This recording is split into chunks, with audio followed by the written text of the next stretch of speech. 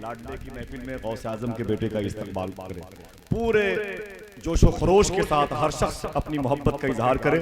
نعرہ تکبیر، نعرہ رسالت، نعرہ رسالت. اولاد سرکار امام حسن، نسبت سرکار امام حسین، اولاد سرکار غوث الاعظم، فیضان غریب نواز. ادھر نہ تیر نہ خنجر کمان باقی ہے، ادھر ہر ایک دہن میں زبان باقی ہے. عجیب جنگ ہے یہ جنگ کربلا، جس میں ہوا جو قتل وہی خاندان باقی ہے. کیا بات رضا اس چمنستان کرم کی، زہرا ہے کلی جس میں حسین اور حسن پھول. تیری سرکار میں لاتا ہے رضا اس کو شفیع، تیری سرکار میں لاتا ہے رضا اس کو شفیع، جو میرا غوث ہے اور لاڈلا بیٹا تیرا. آئیے درود پاک پڑھ لیں آپ حضرات، بابا زبلند پڑھ لیں ذرا درود پاک. ایک مرتبہ اور پڑھ لیں. اللہم صلی علی سیدنا و نبینا مولانا محمد وبارک وسلم. بعد حمد و درود لائق صد احترام ممبر نور پر جلوہ فرما میرے امام کی زینت، معزز علماء اہل سنت، معزز حفاظ قراء سامعین سامعات، السلام علیکم ورحمۃ اللہ تعالی وبرکاتہ. خیریت سے ہیں؟ خیریت سے ہیں آپ لوگ؟ دیکھیے ابھی اللہ کا شکر ہے کہ میرے پاس نہ تو ایسا وقت مجھ پہ آیا ہے اور نہ کبھی آئے گا. میں ابھی اپنے گھر والوں پر بھی بھاری نہیں ہوں. اگر آپ کو لگتا ہو کہ میرا اس وقت میں بیٹھنا آپ کے لیے بھاری ہے تو کوئی بات نہیں، میں اپنے گھر چلا جاتا ہوں. میری بات سمجھ رہے ہیں؟ میں نے وعدہ کیا تھا آنے کا تو میں آ گیا. اب جیسے آپ لوگ مجھے چھوڑ چھوڑ کے بھاگو گے تو مجھے تکلیف ہوگی، اور کسی مسلمان کو تکلیف دینا، کسی مسلمان کا دل توڑنا، مسلم شریف کی حدیث ہے کہ کعبہ توڑنے سے برا گناہ ہے کسی مسلمان کا دل توڑ دو. میری تو اس میں کوئی غلطی نہیں ہے. 1 بجے میرا نمبر آیا، میری کوئی غلطی ہے اس میں؟ ارے نہیں، آپ کی بہت مہربانی، شکریہ، جزاک اللہ. تو آپ میری بات سمجھ رہے ہیں؟ اگر آپ حضرات کی سماعتوں میں گنجائش ہو تو میں اپنی بات شروع کروں. اگر نہیں تو ایسا نہیں کہ ابھی آپ کہہ رہے ہیں پھر بیچ میں چلے جائیں. ویسے بھی آدھے لوگ تو چلے ہی گئے. اب اس کا سوال کس سے ہوگا؟ یہ مینجمنٹ سے ہوگا، مجھ سے نہیں ہوگا. جتنے بیٹھے ہیں ان کا حساب مجھ سے ہوگا، اور حساب یہ نہیں ہوگا، حساب یہ ہوگا کہ تم نے انہیں سمجھایا کیا تھا، بتایا کیا تھا. سمجھ رہے ہیں؟ اگر آپ لوگوں میں سے کسی اور صاحب کو جانا ہے تو چلے جائیے. ابھی میں کچھ کہوں گا بھی نہیں، مجھے تکلیف بھی نہیں ہوگی. اور اگر دوران تقریر کوئی جائے گا تو مجھے بڑی تکلیف ہوگی، پہلے بتا رہا ہوں. اور اب میں روک نہیں پاؤں گا اپنے آپ. بعض جگہ تقاضے ہوتے ہیں کہ میں روک لیتا ہوں، اب نہیں روک پاؤں گا. اگر میں نے دیکھا کوئی اٹھ کے گیا تو مجھے برا لگے گا اور پھر میں کچھ کہوں گا، اللہ معاف کرے مجھے. ٹھیک ہے؟ ہاں، مطلب یہ ہے کہ جب کسی کو بلاؤ تو اسے سنا بھی کرو. آپ سے نہیں کہہ رہا ہوں، وہ جو لوگ جا رہے ہیں ان سے کہہ رہا ہوں. موٹر سائیکلوں پر تیز رفتار کے ساتھ نکل جاتے ہیں، تکلیف ہوتی ہے. کہاں جا رہے ہیں بھائی آپ بتائیے. میں ابھی 27 رمضان کے پروگرام سے گھر لوٹ رہا تھا تو خوشی تھی کہ گھر جاؤں گا، عید مناؤں گا. بچے بھی ہیں، گھر والے امی ہیں، سب ہیں. پھر جب یہ خوشی ہوئی تو اچانک ایک فکر ایسی آئی کہ بہت دیر تک میں، بلکہ 1-2 دن تک نہیں مسکرایا. اس کی وجہ یہ تھی، میں نے کہا کب تک گھر جاتا رہے گا، کب تک پلٹ پلٹ کے گھر کا سکون دیکھے گا. وہ کون سا تیرا گھر ہے؟ وہ تیرے باپ کا نہیں ہوا تو تیرا کیا ہو جائے گا؟ تیرا باپ آج قبر کے اندر ہے. کس کا گھر، کیسا گھر، کس کے بیٹے، کس کے گھر والے. جب ایک روح نکل جاتی ہے نا تو جلدی جلدی آ کے پوچھتے ہیں کب دفن کرو گے اسے. آپ اس گھر کی طرف بھاگ رہے ہو. میں آپ کے کسی اور دوسرے گھر کی بات کرنا چاہتا ہوں. ابھی میں آپ کے یہاں تھا تو لائٹ چلی گئی اچانک. مولانا آفاق صاحب بھی بچ گئے تو لائٹ گئی تو اچانک گھبراہٹ ہو گئی. تو کسی نے کہا بڑی گرمی ہے. میں نے کہا بڑی گھبراہٹ ہو رہی ہے. میں نے کہا مگر یہ گھبراہٹ مجھے اتنی گھبراہٹ اتنی پریشان نہیں کر رہی جتنی میں سب سوچ رہا ہوں کہ ان قریب وہ وقت آنے والا ہے کہ میں قبر کے اندر ہوں.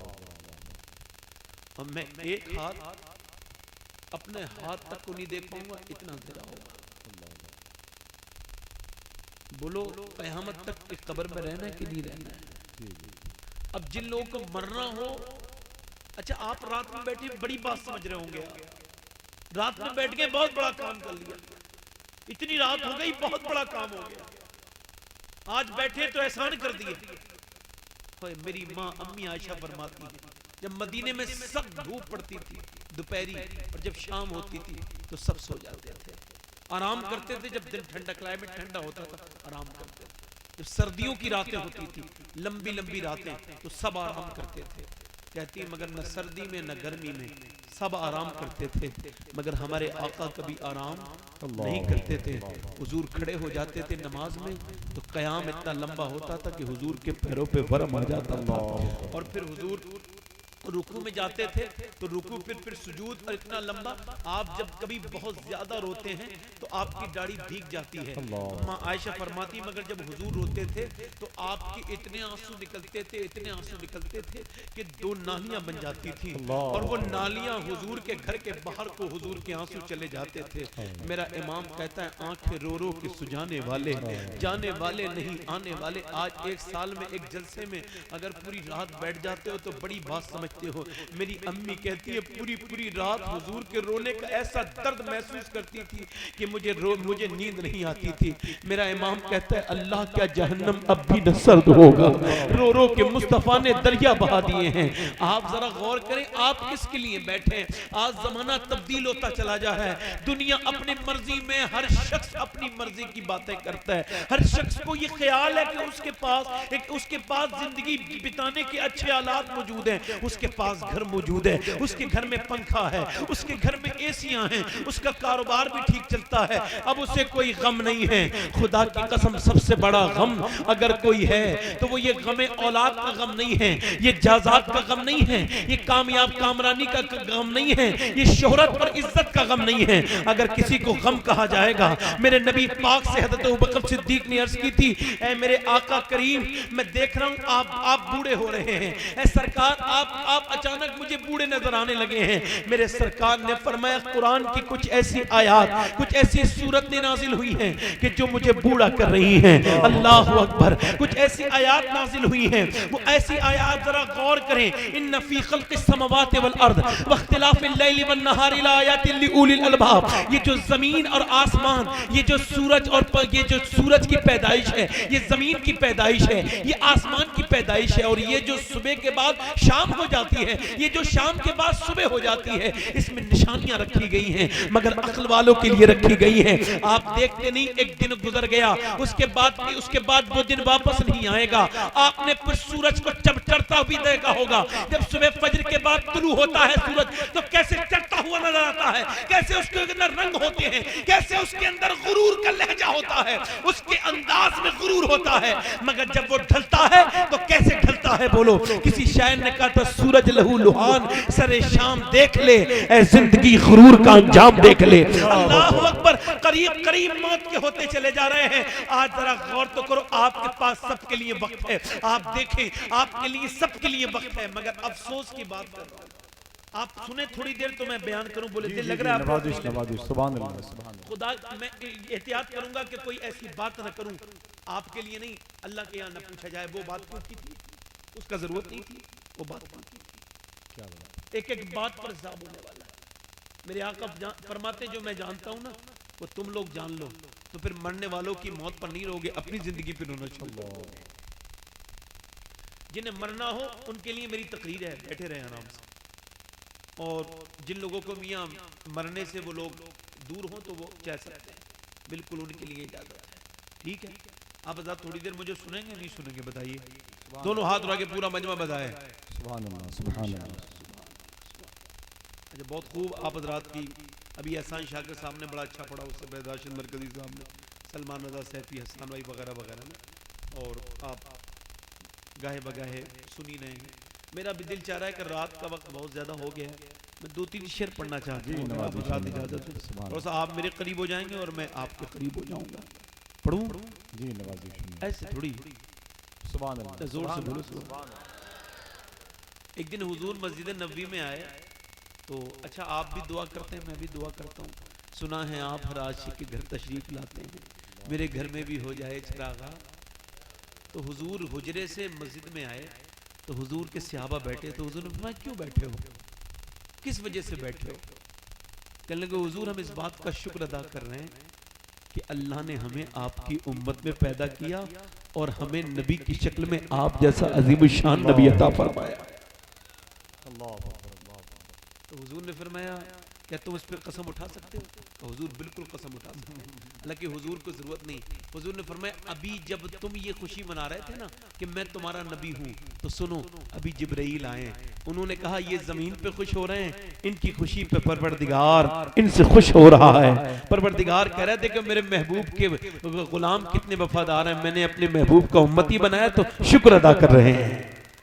تو آپ بھی اسی وجہ سے بیٹھے ہو نا یہاں پہ سبحان اللہ کہ حضور کا امتی بنایا اللہ نے. بولو زور سے نا سبحان اللہ بولو نا یار، دل لگا کے بولو.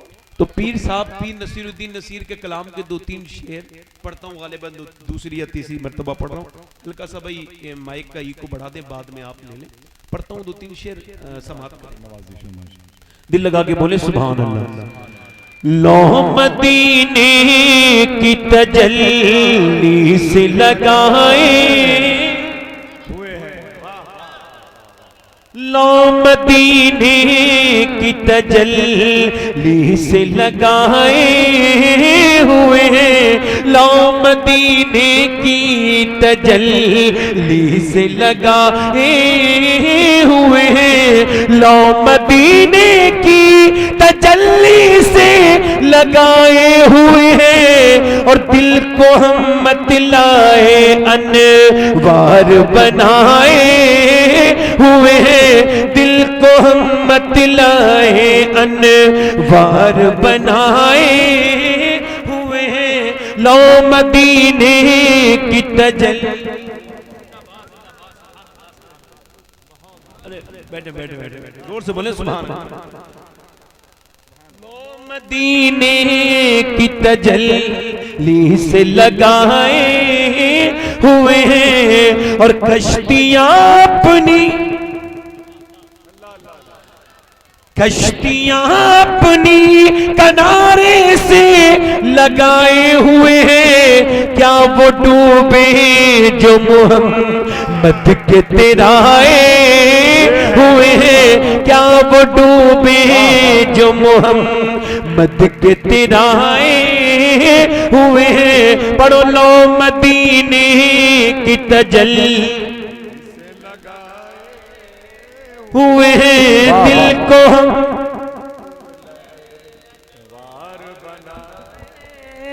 ہوئے ہیں. ایک چیز یہ چل رہی ہے کہ مدینہ شریف میں لوگ جاتے ہیں معاذ اللہ، مکہ شریف بھی جاتے ہیں تو کعبہ شریف پیچھے اور بندے نے سیلفی لے کے مدینہ شریف میں حضور کی بارگاہ سرکار کا گنبد شریف پیچھے ہے، اور آدمی نے جرت کی کہ حضور کے گنبد کو پیچھے لے کے سیلفی لے لی. اچھا آپ مجھے بتائیں کیا ہم اس قابل تھے کہ ہم نے مدینہ دیکھا؟ ہماری اوقات تھی کہ مدینہ جا سکتے؟ مکہ شریف میں کعبہ شریف میں گناہ یاد آتے تھے، کعبہ دیکھ کے اپنی لغزشیں یاد آتی تھی. کعبہ دیکھا تو یاد کیا یا اللہ. میں نے جب کعبے کو دیکھا تو میرا دیکھنے کا خیال یہ تھا، میں نے کعبے سے جا کے پوچھا اے کعبے میں نے تو حضور کو نہیں دیکھا مگر تو نے تو میرے نبی کو دیکھا ہے، تو ہی ذرا کچھ بتا دے حضور کے بارے میں. تو نے سیدہ فاطمہ کو دیکھا ہے، تو نے ابو بکر عمر کو دیکھا ہے. کعبہ شریف میں اپنے گناہ یاد آتے تھے، لوگ پہلے روتے تھے، چیخیں مارتے تھے اور دعا کرتے تھے یا اللہ دوسری بار کعبہ دکھانا. بڑے گنہگار آئے ہیں مگر آج فیشن کا زمانہ ہے، ہر چیز میں جو ہے بنانے کا مسئلہ ہے، ہر چیز میں جو ہے وہ انسان جو ہے وہ بناوٹ دکھاتا ہے. عادت خود نمائی کا عالم یہ ہے کہ کعبہ شریف پیچھے ہے اور بندہ جو ہے نا بندہ کعبہ شریف پیچھے اور بندہ جو ہے وہ سیلفیاں لے رہا ہے. مجھے بتاؤ کعبہ سیلفی لے کرنے کا مقام ہے؟ میں آپ سے ایک بات اور عرض کرنا چاہتا ہوں، مدینہ شریف میں حضور کی بارگاہ میں جہاں سرکار تشریف فرمائے جو جالیاں ہیں اس کے قریب میں میرے آقا تشریف فرمائے، وہ تمام جگہ سے افضل وہ جگہ ہے، وہ تمام کائنات سے افضل وہ جگہ ہے جب میرے نبی جہاں نبی کے سامنے جا کے تو رونا چاہیے تھا، اپنے نبی کو ملے تھے جس نبی نے پوری زندگی تمہارے لیے دعائیں کی تھی، جب اس نبی کی بارگاہ میں جاتے تو رو رو کے کہتے اے میرے آقا میں آپ کی بارگاہ میں آیا ہوں، میرے آقا میرے پر نظر کرم کیجئے، میرے سرکار کرم کیجئے، مگر میں نے اپنی آنکھوں سے دیکھا کہ لوگ حضور کی بارگاہ میں اب حج کے قافلے جانے والے ہیں، حاجیوں تک میرا یہ پیغام پہنچا دینا، جو لوگ حج کرنے جا رہے ہیں ان تک میرا یہ پیغام ضرور پہنچانا کہ مدینے کبھی جانا ہو تو یہ موبائل میں نے اپنی آنکھوں سے دیکھا کہ جہاں جالیاں مبارک ہیں، جہاں مواج شریف ہے وہاں لوگ فوٹو کھینچ رہے ہیں، وہاں لوگ تصویریں بنا رہے ہیں، اللہ اکبر، مجھے بتاؤ صاحبو یہ کون سا مقام ہے؟ یہ وہ مقام ہے علامہ یوسف نبہانی کبھی مدینے میں حاضر ہوتے تھے تو کبھی جالی مقدس کے قریب نہیں جاتے تھے، لوگ پوچھتے تھے کیوں؟ کہتے تھے اس وجہ سے کہ میں غلام ہوں، میں کتا ہوں حضور کا، اور کتے کا کام گھر کے باہر ہوتا ہے، گھر کے اندر نہیں ہوتا ہے۔ اللہ اکبر۔ علامہ امام مالک کے پاس امام شافعی آئے، بولے تمہارے استبل میں گھوڑے بڑے خوبصورت ہیں، مدینے میں 40 سال تک مواج شریف پہ بیٹھ کے پڑھایا ہے مگر کبھی پیج الٹنے کی آواز پیدا نہیں ہونے دی۔ امام مالک سے پوچھا کہ کہا گیا یہ آپ کے گھوڑے ہیں، یہ جو مصری نسل کے گھوڑے ہیں، کیا یہ آپ گھوڑے ہمیں دے دیں گے؟ کچھ گھوڑے ہمیں دے دیں؟ تو امام مالک نے کہا سب لے جاؤ۔ امام شافعی کہا 12 کے 12 لے جاؤں؟ کہاں؟ کہا آپ گھوڑا نہیں رکھو گے، ایک تو سواری کے لیے رکھ لو۔ امام مالک رونے لگے، کہنے لگے روتے کیوں ہیں؟ کہنے لگے میں سواری کے لیے گھوڑا اس وجہ سے نہیں رکھتا کہ میں اس مدینے میں گھوڑے میں بیٹھ کے نہیں چل سکتا جس میں میرے آقا کریم جس کے اندر تشریف فرما ہے، جس مدینے میں میرے آقا کریم تشریف فرما ہے۔ علامہ ذرا غور کرو، اللہ اکبر، جنید بغدادی نجم سید الطائفہ جو ہے وہ مدینہ شریف گئے، 40 سال کے بعد لوگوں نے پوچھا 40 سال تک غم نہیں ستایا مدینے کا، آج آئے ہو؟ کہنے لگے آج تو پہلے ہی جاتا مگر انداز ڈھونڈ رہا تھا مدینے آنے کے۔ کہا کیا انداز ہے؟ کہ اب جب حضور کی بارگاہ میں جاتا ہوں نا تو میں سانس نہیں لیتا ہوں، سانس لینا بے ادبی سے، میرا امام کہتا ہے حرم کی زمین اور قدم رکھ کے چلنا، ارے سر کا موقع ہے وہ جانے والے، وہ گنبد خضرا کی تصویریں ہندوستان بھیجنے والے، تو عمرہ کرنے گیا ہے یا اپنے ضمیر کو گمراہ کرنے گیا ہے؟ تو حج کو برباد کرایا، تو نے تصویریں کھینچی، یہ مجھے بتا مدینہ اور مکہ تصویر بنانے کے لیے نہیں، مدینہ اور مکہ تصویر بنانے کے لیے نہیں ہے، تقدیر بنانے کے لیے۔ اور پیر صاحب کیا کہتے ہیں؟ کیا کہتے ہیں؟ شرم سیاہ سے نہیں سامنے آیا جاتا، یہ بھی کیا کم کہ تیرے شہر میں آئے ہوئے ہیں، یہ بھی کیا کم کہ تیرے شہر میں آئے، اور کیوں نہ پلہ میرے اعمال کا بھاری ہو نصیر، آج میزان پہ سرکار بھی آئے ہوئے ہیں، لو مدینے کی تجلی۔ میں اپنی بات شروع کرتا ہوں، آپ بیٹھ جائیں، گھر میں ایک پہلو ہے، نعرہ تکبیر، نعرہ رسالت، عظمت مصطفیٰ کانفرنس، فیضان سرکار غوث الاعظم۔ اچھا ایک بات بتائیں، دنیا کا اصول ہے کہ جو جسے یاد کرے بندے کو اسے یاد کرنا چاہیے، ہے نا؟ یہی بات ہے نا بھئی، آپ کی ماں آپ کو یاد کرتی ہے تو آپ اسے یاد کرتے ہیں، آپ کی بیوی آپ کو یاد کرتی ہے آپ اسے یاد کرتے ہیں، آپ کے بچے آپ کو یاد کرتے ہیں آپ اسے یاد کرتے ہیں، آپ کا دوست آپ کو یاد کرتا ہے آپ اسے کال کر کے یاد کرتے ہیں۔ مگر ایک بات بتاؤ، آپ نے موبائل پر اپنے دوستوں کے لیے فیس بک پر 2 گھنٹے نکالے، بڑا دھیان سے سنیے، میری دلوں میں بسائیے، کہاں بسائیے؟ تو یہ جو موبائل کو آپ نے فیس بک کیا فیس بک ہے، اسے 2 گھنٹے 3 گھنٹے آپ نے دیے، یہ فیس بک کا فاؤنڈر آپ کو جانتا ہے؟ نہیں۔ وہ کون ہے؟ آپ کون ہے؟ آپ کو پتا ہے؟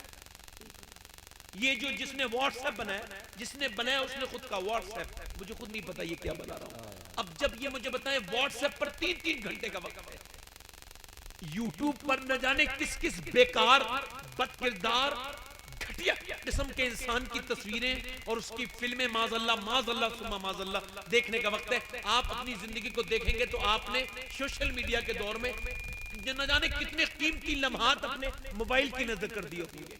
یہ موبائل بنانے والے یہ کمپنیاں، یہ جتنی بھی کمپنیاں ہیں، ویوو، یہ آئی فون، یہ سیمسنگ، یہ آپ کو جانتے ہیں؟ نہیں جانتے، پھر بھی آپ انہیں اپنا وقت دیتے ہیں. مگر آپ غور کرو، یہ سب ان کے لیے ہماری زندگی کے اوقات ہیں. ہم نے اپنی زندگی کا قیمتی وقت انہیں دیا. یہاں تک کہ چوراہے پہ بیٹھ کے ایک نالی کے قریب بیٹھ کے نالی کو 2 گھنٹے دے دیے. اللہ رات کے وقت میں میں نے نوجوان لڑکوں کو دیکھا ہے رات میں بیٹھے رہتے ہیں 2 گھنٹے نالیوں کے قریب، پنکھے چھوڑ کے، ایسیاں چھوڑ کے، گھر چھوڑ کے، باپ چھوڑ کے، تمام خاندان والوں کو چھوڑ کے چپ کے نہ جانے 2 گھنٹے کس سے بات کرتے رہتے ہیں. ان کے اوپر مچھر بھی کاٹ رہے ہیں. میں نے کہا صاحب یہ تو نے ذرا دل غلط جگہ لگا لیا. تو نے ایسے آدمی کو ایسی جگہ وقت دیا کہ اب تیرا دل ٹوٹے گا الگ، بے عزتی ہوگی الگ. تو نے یہ جتنا وقت رات میں چھپ کے اس اور لڑکی کو دے دیا جو تیرے آخرت میں کوئی کام نہیں آئے گی. اگر تو نے اتنا وقت اپنے رب کو دے دیا ہوتا تو اپنے وقت کا ولی بن گیا ہوتا. اگر جتنی چھپ کے تو نے اس سے باتیں کی ہیں اتنی چھپ کے اپنے رب سے باتیں کر لی ہوتی تو خدا کی قسم تیری باتوں کو عرش پر سنا جائے. اللہ اکبر اللہ.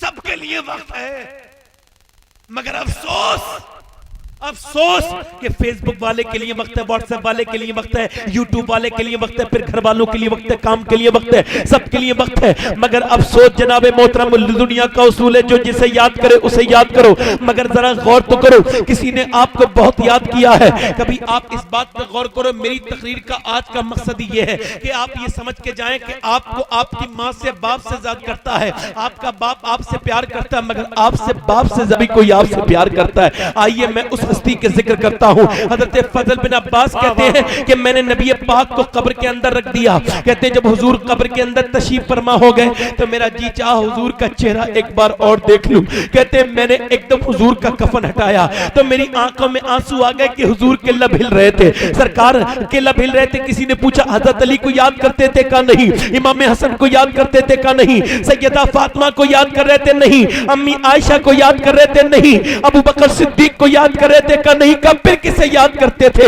حضرت فضل بن عباس رو کے بولے حضور فرماتے تھے امتی امتی امتی امتی امتی امتی امتی.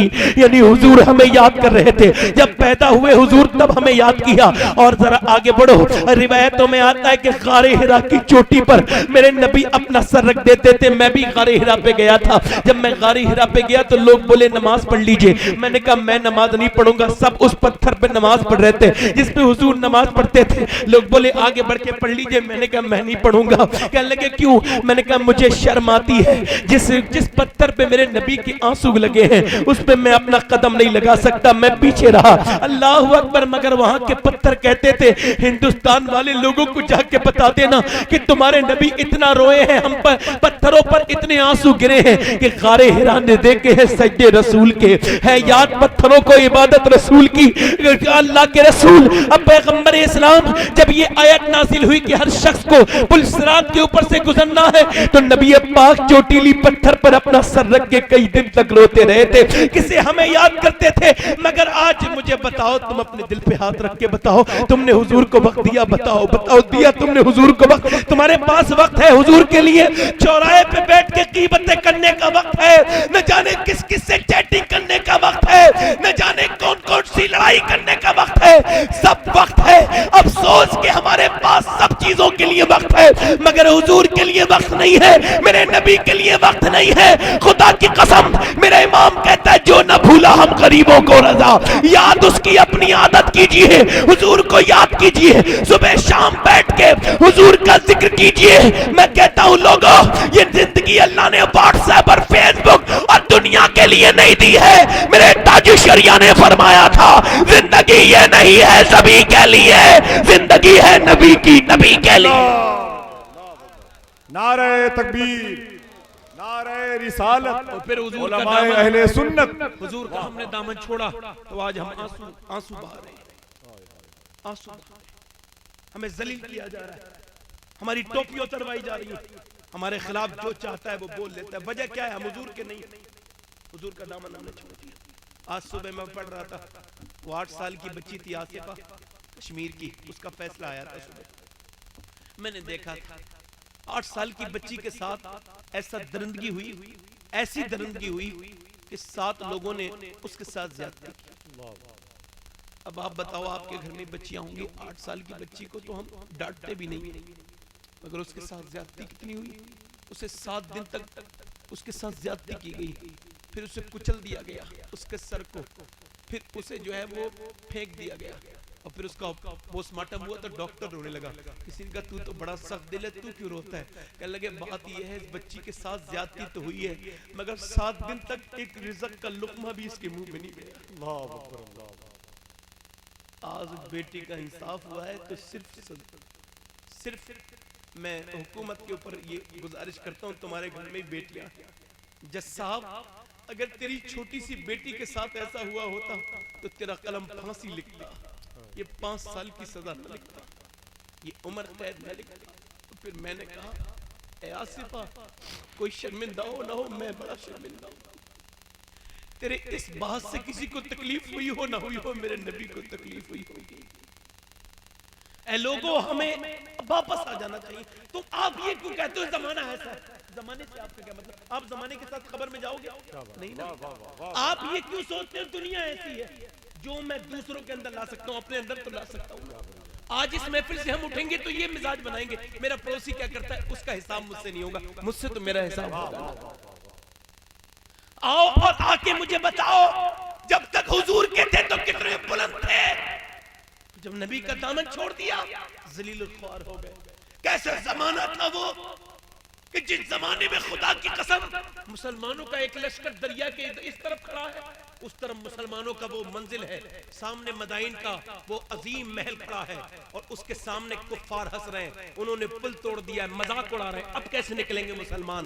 یہ جو موجیں ہیں یہ ان کے گھوڑوں کو کھا جائیں گی، چٹ کر جائیں گی. یہ دریا دجلہ مسلمانوں کے فوج کے اس لشکر کو تباہ کر دے گا، اس فوج کو تباہ کر دے گا. کیسے آئیں گے یہ مذاق؟